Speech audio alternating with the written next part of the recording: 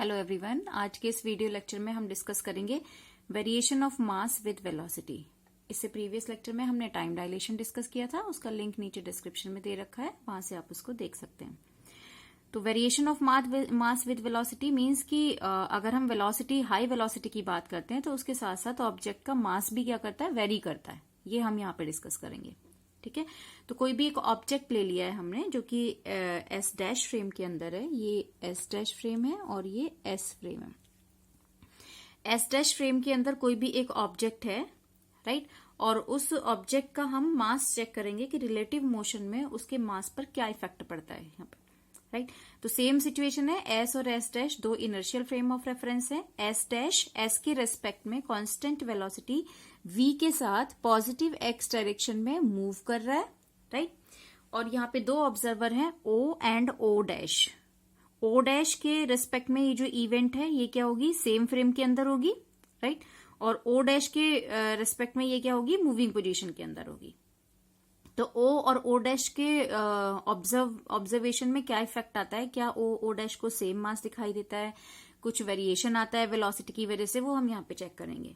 तो यहाँ पे जो सिचुएशन ऑब्जर्व की है हमने, ये ऑब्जेक्ट है कोई भी जिसका मास m है, m मास का कोई भी ऑब्जेक्ट है ये, राइट। इसको हम क्या करते हैं, वर्टिकली थ्रो करते हैं ऊपर की तरफ, यानी कि y, ये ऑब्जेक्ट है, इसको हम y डायरेक्शन की तरफ ऐसे थ्रो कर रहे हैं, राइट। तो ये सपोज dy डैश डिस्प्लेसमेंट इस ऑब्जेक्ट का होता है y डायरेक्शन में। ठीक है, कंडीशन हमने यहाँ पे ले रखी है। Let a body having mass m naught is thrown vertically of displacement del y dash in time interval t naught in frame s dash। s dash के अंदर हमने इसका मास m naught ले रखा है क्योंकि वेरिएबल मास आएगा, वेरिएशन आएगा दोनों में रिलेटिव मोशन के थ्रू, यही हमें यहाँ पे देखना है। सपोज o डैश को इसका मास m naught दिखाई दे रहा है और o के लिए इसका मास क्या है, m है। O डैश के अंदर ये जो इवेंट है वो टी नॉट टाइम ले रही है और O डैश के अंदर ये इवेंट टी टाइम ले रही है। O डैश ऑब्जर्वर के लिए ये जो वर्टिकली हम इसको थ्रो करते हैं तो ये डेल वाई डैश डिस्टेंस जाता है, O के लिए ये डेल वाई डिस्टेंस जाता है, वाई डायरेक्शन में हो रहा है जो मूवमेंट है, तो ये हमने यहाँ पे कंसीडर किया है। तो अगर हम यहाँ पे देखें, मोमेंटम निकालें, मोमेंटम इज इक्वल टू क्या होगा, मास इनटू वेलोसिटी, राइट। तो ओ एस डैश फ्रेम के अंदर, क्योंकि हम एस डैश फ्रेम की बात कर रहे हैं, एस डैश फ्रेम के अंदर मास क्या है, एम नॉट, राइट। वेलोसिटी की अगर हम बात करें तो वेलोसिटी इज इक्वल टू क्या होगा, डिस्प्लेसमेंट अपॉन टाइम, जितना डिस्प्लेसमेंट हो रहा है और डिवाइडेड बाय टाइम, तो वेलोसिटी निकल आएगी। तो डिस्प्लेसमेंट क्या है एस डैश फ्रेम के अंदर, डेल वाई डैश, और टाइम क्या है, टी नॉट। तो ये मोमेंटम की इक्वेशन आ जाएगी, m not into del Y dash upon T not. This is the equation number 1। इसी तरह से हमने यहाँ पे O एस फ्रेम के लिए या O ऑब्जर्वर के लिए मास क्या ले रखा है, m मास है ऑब्जेक्ट का, राइट। और ये vertically del Y distance displacement है इसका, और कितने, ये t टाइम में हो रहा है। तो सेम हम इक्वेशन अगर लिखेंगे, momentum of body in frame S that will be equal to m mass into displacement कितना है, डेल y, टाइम क्या है, t। तो ये मोमेंटम की इक्वेशन बन जाएगी S फ्रेम के लिए, m into del y upon t, equation number 2। ये S डैश फ्रेम के अंदर मोमेंटम की इक्वेशन आ गई और ये S फ्रेम के अंदर मोमेंटम की इक्वेशन आ गई, राइट। तो अब यहाँ पे अगर हम आइंस्टीन की फर्स्ट पोस्टुलेट देखें तो आइंस्टीन की फर्स्ट पोस्टुलेट क्या कहती है, all law of physics will be same in all inertial frame of reference. जितनी भी मैथमेटिकल फॉर्म होगी लॉज की, वो जितने भी इनर्शियल फ्रेम होंगे उन सबके लिए क्या होती है, सेम होती है, सिर्फ कोऑर्डिनेट चेंज हो जाते हैं फ्रेम टू फ्रेम।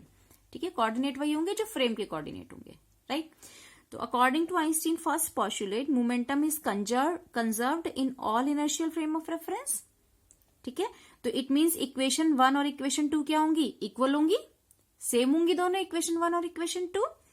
तो हम यहाँ पे फर्स्ट पोस्टुलेट को यूज करते हुए del Y dash upon T not will be equal to m into del Y upon T, दोनों क्या हो जाएंगी, इक्वल हो जाएंगी। Equation number 3। Momentum of conservation के अकॉर्डिंग भी और आइंस्टीन फर्स्ट पोस्टुलेट के अकॉर्डिंग भी दोनों इक्वेशन क्या होंगी, इक्वल होंगी। दोनों ही किसकी इक्वेशन है, मोमेंटम की इक्वेशन है, राइट। अब यहां पे देखो लॉरेंज ट्रांसफॉर्मेशन को अगर हम देखें तो लॉरेंज ट्रांसफॉर्मेशन ये कहती है कि जो चेंजेस होते हैं कोऑर्डिनेट में वो सिर्फ उसी डायरेक्शन में चेंजेस होते हैं जिस डायरेक्शन में मूवमेंट हो रहा होता है, ये जिस डायरेक्शन में मोशन हो रहा होता है। तो यहाँ पे जो मोशन है वो किस में हो रहा है, पॉजिटिव एक्स डायरेक्शन में मोशन हो रहा है, राइट है। तो सिर्फ एक्स के कोऑर्डिनेट ही इफेक्ट होंगे, वाई और जेड के कोऑर्डिनेट एज इट इज रहेंगे अकॉर्डिंग टू लॉरेंज ट्रांसफॉर्मेशन। तो वही हम यहाँ पे यूज करेंगे।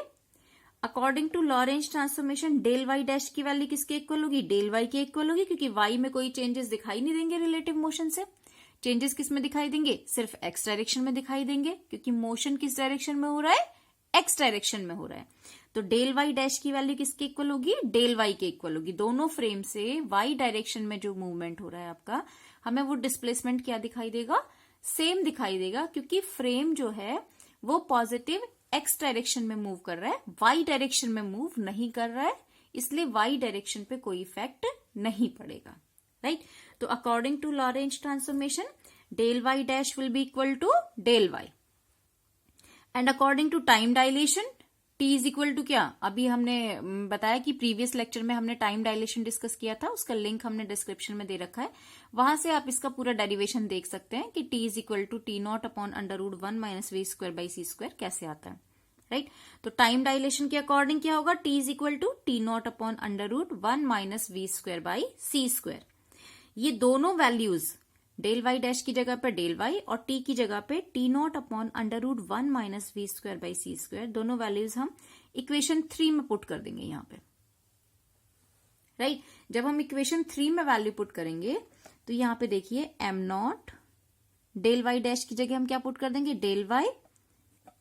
Del Y upon T not is equal to M del Y, T की जगह हम क्या पुट कर देंगे, टी नॉट अपॉन में under root 1 minus V square by C square रहेगा, तो ये क्या चला जाएगा, ऊपर चला जाएगा, राइट। अब यहां पे देखिए टी नॉट से टी नॉट कैंसिल हो जाएगा, ठीक है, और डेल वाई से डेल वाई कैंसिल हो जाएगा। हमारे पास क्या बच गया, M not is equal to M under root 1 minus V square by C square, और हम इसको लिख सकते हैं इस तरह से, m is equal to M not upon under root 1 minus V square by C square. ये हमारे पास वेरिएशन का फॉर्मूला आ जाएगा, m is equal to M not upon under root 1 minus V square by C square, right. तो अगर m is equal to M not आता तो वो क्या शो करता, वो ये शो करता कि जो मास है उस पर वेलोसिटी का कोई इफेक्ट नहीं हो रहा है। लेकिन हमारे पास फॉर्मूला क्या है, m is equal to M not upon under root 1 minus V square by C square. तो मास किस फैक्टर के थ्रू इफेक्ट हो रहा है, under root 1 minus V square by C square, जो कि वेलोसिटी का फैक्टर है। ये फ्रेम की वेलोसिटी है और ये लाइट की वेलोसिटी है, राइट। तो मास भी किससे इफेक्ट होता है, वेलोसिटी फैक्टर से इफेक्ट होता है। कब, जब हम हाई वेलोसिटी की बात करते हैं, स्पीड ऑफ लाइट की वेलोसिटी, कंपेरेबल वेलोसिटी की बात करते हैं, राइट। अगर हम यहाँ पे v is more less than c कर देंगे, सेम कंडीशन अगर हम देखें यहाँ पे, अगर v की वैल्यू हम c से बहुत छोटी कर देंगे तो V square by C square और भी छोटी क्वांटिटी हो जाएगी। उस केस में m की वैल्यू क्या आ जाएगी, m नॉट के इक्वल आ जाएगी, जो कि क्लासिकल मैकेनिक्स के अकॉर्डिंग होता है कि वेलोसिटी पर मास का कोई इफेक्ट नहीं पड़ता। लेकिन अगर हम थ्योरी ऑफ रिलेटिविटी में देखें, या हम जब हाई वेलोसिटी की बात करते हैं, लाइट की कंपेरेबल वेलोसिटी की बात करते हैं, तो मास भी वेलोसिटी से इफेक्ट होता है। And we can give it by the formula m is equal to M not upon under root 1 minus V square by C square. Okay, I hope ये आपको समझ में आया होगा, राइट। Thanks for watching this video.